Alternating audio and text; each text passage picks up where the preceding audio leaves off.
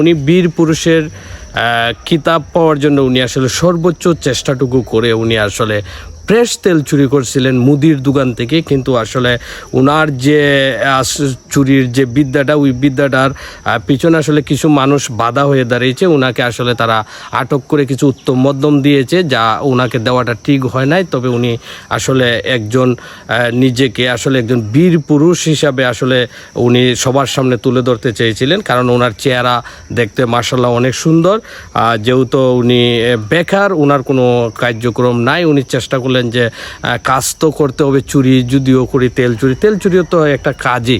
উনি আসলে সেটা কাজ মনে করে চাঁদপুরের একটি মুদির দোকানে ঢুকে ওনার চেহারাটা যেহেতু একটু সুন্দর, কেউ মাইন্ড করবে না, কেউ সন্দেহ করার মতন কোনো স্কোপ নাই, সেটাকে আসলে উনি পুঁজি করে আসলে উনি মুদির দোকানে ঢুকে বেশ কিছু সোয়াবিন তেল, ফ্রেশ কোম্পানির তেলগুলো উনি আসলে চুরি করে নিয়ে যাওয়ার সময় আসলে ওনার যে প্রতিবার আসলে বাধা হয়ে দাঁড়িয়েছে কিছু মানুষ, যেটা উনি আসলে কিছু উত্তম মধ্যম খাওয়ার পর উনি আসলে এটা তীব্র নিন্দা জানাচ্ছেন যে আমি একটা চেষ্টা করছিলাম যে এই কাজ করার জন্য, এটা তো একটা কাজই।